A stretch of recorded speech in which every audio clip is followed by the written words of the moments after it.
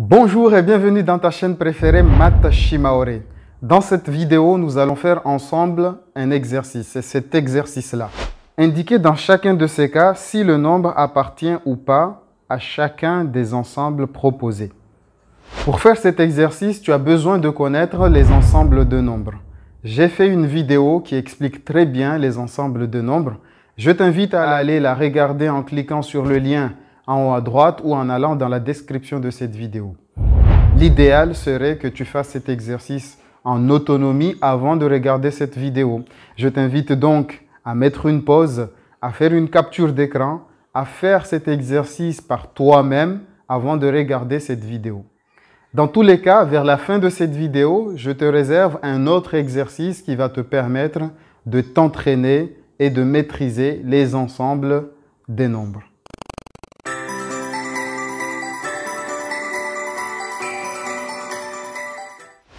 Moi, c'est Abdallah Hachim et j'ai créé cette chaîne YouTube Math Shimaore dans le but de rendre accessibles les mathématiques à travers le Shimaore. C'est pour cela que tu trouveras dans cette chaîne des vidéos en français et d'autres en Shimaore. Si tu trouves cette idée intéressante et que toi aussi tu veux contribuer à cette belle aventure et devenir mathémaoréticien, je t'invite à faire un geste très simple. La première, tu t'abonnes à cette chaîne, tu cliques sur la cloche pour activer les notifications et ne rater aucune de mes vidéos.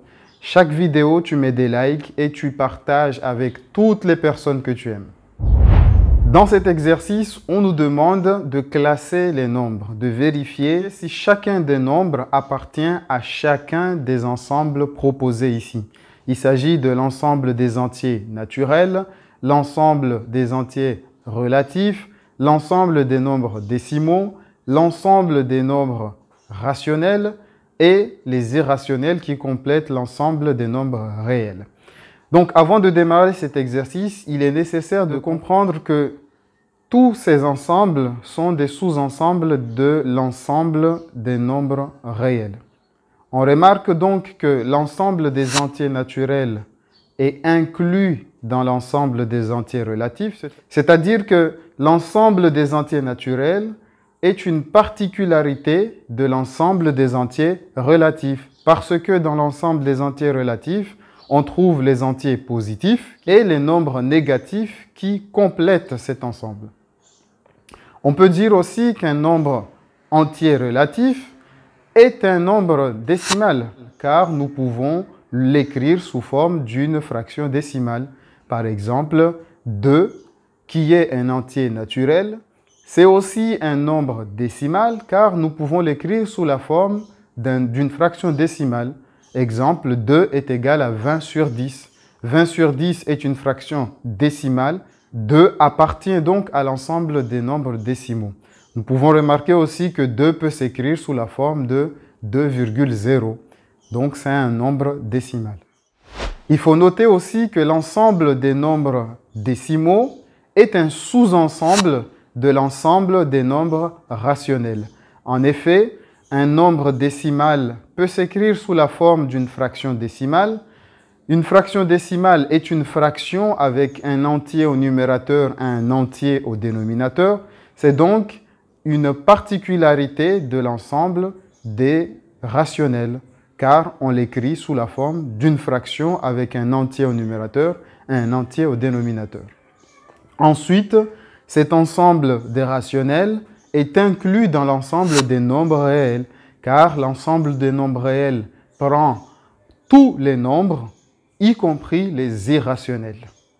Donc, dans cet exercice, il se peut qu'un nombre appartienne à plusieurs ensembles. C'est ce que nous allons découvrir dans cet exercice. On démarre par le nombre 3. 3 est un entier naturel. En effet, c'est un nombre qui nous permet de compter des objets semblables. 3 vélos, 3 stylos, 3 cahiers. C'est un entier positif, c'est donc un entier naturel. Il appartient à l'ensemble des entiers naturels. Par conséquent, il appartient aussi à l'ensemble des entiers relatifs, car l'ensemble des entiers naturels est inclus dans l'ensemble des entiers relatifs. Nous allons voir aussi que c'est un décimal parce que nous pouvons l'écrire sous la forme d'une fraction décimale. On peut écrire que 3 est égal à 30 sur 10. 30 sur 10 est une fraction décimale, donc 3 appartient à l'ensemble des nombres décimaux. Nous pouvons ainsi conclure aussi qu'il appartient également à l'ensemble des nombres rationnels, car nous l'écrivons bien sous la forme d'une fraction avec un entier au numérateur et un entier au dénominateur. En l'occurrence, c'est aussi un nombre réel. 18 tiers. 18 tiers s'écrit déjà sous forme d'une fraction avec un nombre entier au numérateur et un nombre entier au dénominateur. Donc, c'est tout de suite, on déduit que c'est un nombre rationnel. Ensuite, lorsqu'on fait le calcul 18 divisé par 3, on trouve 6. Et 6 est un entier naturel. Donc, 18 sur 3 appartient à l'ensemble des entiers naturels. Par conséquent, appartient aussi à l'ensemble des entiers relatifs. Ce nombre est un nombre réel. Donc, 18 sur 3 appartient à tous les sous-ensembles des nombres réels. Il appartient aussi à l'ensemble des nombres réels. 2 sur 10 puissance 2 est égal à 2 sur 100. C'est donc un nombre décimal, car nous l'écrivons bien sous la forme d'une fraction décimale. On en déduit par là aussi que c'est un nombre rationnel, car il s'écrit sous la forme d'une fraction avec numérateur entier et dénominateur entier. Par contre, ce n'est pas un nombre entier relatif, car 2 fois 10 puissance moins 2 est égal à 0,02. Ce n'est pas un entier relatif, ce n'est pas un entier naturel. 22 cinquièmes est un nombre rationnel, car il s'écrit sous forme d'une fraction avec au numérateur un nombre entier et au dénominateur un nombre entier. Ensuite, nous allons voir que lorsqu'on calcule ce nombre, on obtient 4,4. 4,4 est un nombre décimal. Sa partie décimale est finie, c'est 4. Nous pouvons aussi l'écrire sous la forme d'une fraction décimale. 4,4 est égal à 44 sur 10. Par contre, ce n'est pas un entier naturel ni un entier relatif. Moins 28 sur 4. C'est déjà un nombre rationnel tout simplement parce que il s'écrit sous la forme d'une fraction avec au numérateur un entier et au dénominateur un entier. C'est donc un nombre rationnel. Ensuite, nous allons voir qu'en effectuant le calcul, on obtient moins 7. Moins 7 est un entier relatif. Par contre, ce n'est pas un entier naturel, car il a le signe moins devant. Moins 28 sur 4 appartient donc à l'ensemble des entiers relatifs. Il appartient également à l'ensemble des nombres décimaux. Il appartient naturellement à l'ensemble des nombres rationnels. C'est donc un nombre réel. 5 sixièmes est un nombre rationnel, car il s'écrit sous la forme d'une fraction avec au numérateur un entier et au dénominateur un entier. Donc, c'est un nombre rationnel. Ensuite, on remarque que lorsqu'on l'écrit sous forme décimale, sa partie décimale est périodique et infinie. En effet, 5 sixièmes est égal à 0,8333333 à l'infini. 5 sixièmes n'est pas un nombre décimal car on ne peut pas l'écrire sous la forme d'une fraction décimale. 5 sixièmes est donc un nombre réel qui appartient à l'ensemble des nombres rationnels. Ce n'est pas un nombre décimal, ce n'est pas un nombre entier relatif, ni un nombre entier naturel. Pi sur 5. Pi n'est pas un entier, c'est un irrationnel. On a une fraction dans laquelle le numérateur est un irrationnel et le dénominateur est un entier. Par conséquent, le résultat est un nombre irrationnel. Le quotient d'un irrationnel par un nombre entier est un irrationnel. D'ailleurs, lorsqu'on écrit ce nombre sous forme décimale, on remarque que sa partie décimale n'est pas périodique et n'est pas finie. Racine de 1,44 est égale à 1,2. 1,2 qui peut s'écrire sous la forme d'une fraction décimale, 12 sur 10. C'est donc un nombre décimal. Ce n'est pas un entier, ce n'est pas un entier naturel ni un entier relatif. C'est un nombre décimal. En l'occurrence, c'est aussi rationnel, donc il appartient à l'ensemble des réels, à l'ensemble des rationnels et à l'ensemble des décimaux.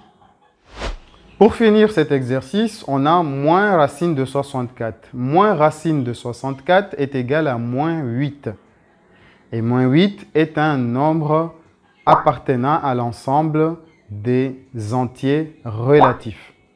C'est aussi en l'occurrence un décimal, un rationnel, donc un nombre réel.